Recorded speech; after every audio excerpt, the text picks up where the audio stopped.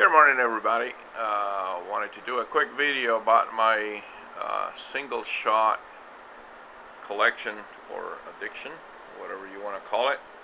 I have found that I love single shot rifles. Extreme accuracy if you work with it, utter reliability, and it's just a challenge that I love. So up on top you see there's the H&R 223 that I have. I also have another frame that is at Remington right now, getting some additional barrels fitted to it. That's a 20 gauge shotgun that I sent to have a 28 inch 12 gauge vented rib barrel added with screwing chokes, and also there's a 20 gauge 28 inch vented rib barrel added to that, as well as a 38 special 357 Magnum barrel that's getting added to it. So hopefully I'll get that back in about 2-3 weeks, and I'll be good to go. Below that, it's my son's 22 caliber Rossi that also has a 410 gauge modified choke barrel. And on the lower right here is my Rossi trifecta, and that has the 243 barrel on it. That also has a 22 long rifle barrel, which is that guy right there, and it also has a 20 gauge barrel added to it, which is the one that's right next to it. That is the 14 gauge barrel that goes with that rifle. And then the frame that I sent away to Remington actually uses that 410 full choke barrel that you see there. That's the 22 inch 20 gauge modified choke, and then behind it it is a fully rifled 20 gauge slug barrel. You can see it's got sights built into it. And then there's a bipod rest, a ram line bipod rest that if I need to use it on those guys, I can just clamp it onto the barrel real quick. I've also added a new one here recently that I just got out of the box, and that's this guy right here. That's a Rossi as well, but that's a 7.62 by 39. So I have an AK 47 and an SKS, and I got thousands of 7.62 ammo, and I read online before I purchased it that this guy will not fire surplus military ammo, and so I decided I'd try the Bear ammo and the Tula ammo that you could buy at the store, which is not really surplus but it's new manufacture, and lo and behold, it won't fire that either, because they make it out of the same specs as the military ammo. And the problem, there's two problems with it. One is the primers are harder, but that's not the main problem. The main problem is that the primers on those are seated way deeper than this guy will handle. So just to make sure, I bought a couple of 2 boxes of Winchester ammo, and fired it through, and I had no problems whatsoever. It fired all the ammo perfectly. So it is a good gun, and it's reliable, and it's very accurate. But I like for it to shoot all of my ammo, not just the factory ammo, but also the military ammo. I do reload, but I cannot possibly reload the 7.62 by 39 ammo for the same price or even or cheaper than I can buy, the Tula and stuff like that. Especially when I can get it ordered online and delivered, for about $4, $5 a box. So. So that's one consideration, and it's just the fact that this is a really good caliber for deer hunting, and fairly equivalent to a 30-30 in power, but it's a modern version of it. I just figure I'd give it a shot. So let me give you an idea of what it is that I've kind of research, and think I'm gonna try this, and we'll keep you guys updated on how I get it to shoot the military ammo. So let's get closer to that. I'm gonna first grab the Grab my pen here. I'm going to put it in close-up mode, and we're going to get to it.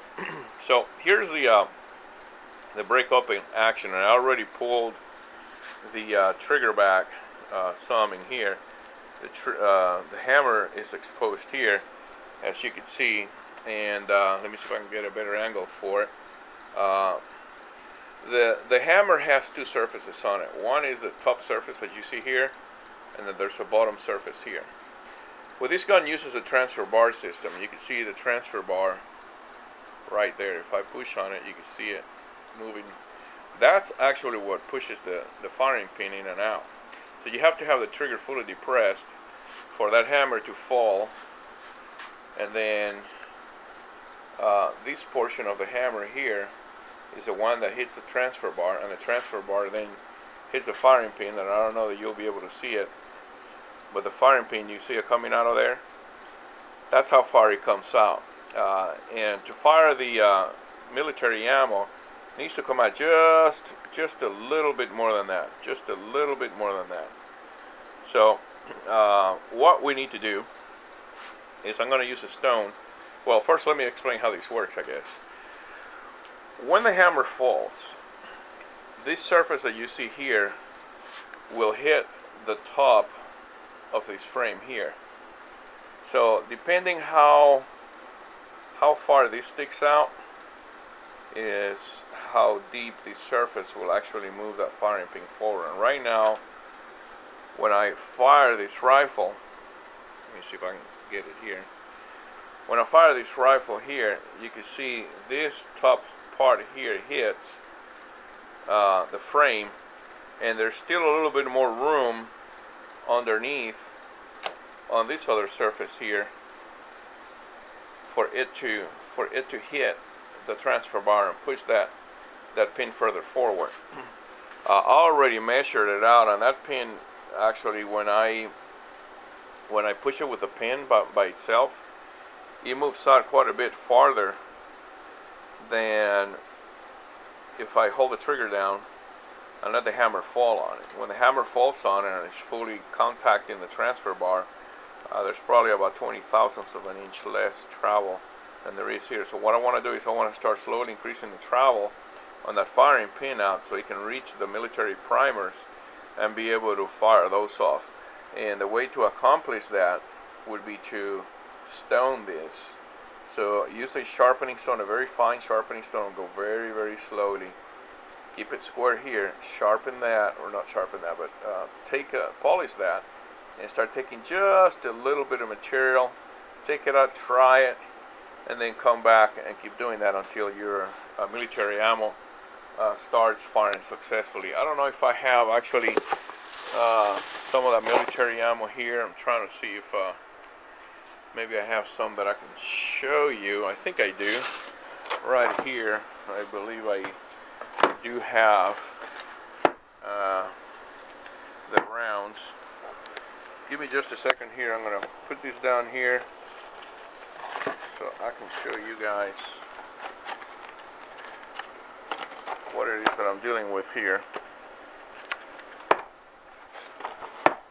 Okay, I'm going to have to put these down real quick. So bear with me. See if I can put something in front of it.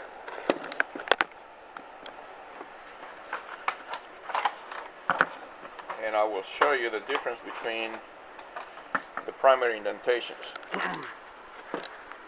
Alright, sorry about that. So here's a good hammer strike on the Winchester ammo, and this was fired by this rifle, so it fires the ammo perfectly. And here's more of that ammo again, shot by it. When I go into the military ammo though, here's what I get. I just get good primer hits, but they're not indented far enough to really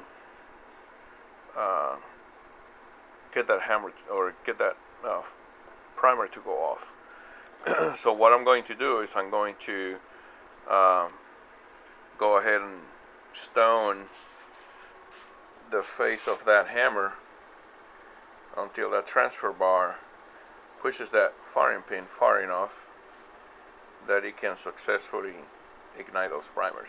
I will let you know how that goes, and I'll actually make a video on how I do it step by step, just so you guys know, but thought I'd share that along with you guys. Don't try this. This is not something that you guys want to do. I take no responsibility for you guys doing this and blowing yourselves up. If you don't know how to do this slowly and carefully, and you don't know what the consequences are and how to test it without you getting yourself killed, then don't try it. This is not something you should be doing. I'm just showing you what I'm doing, but don't do what I'm doing, because I know what I'm doing, because I've done this before. So thanks for watching. God bless and take care.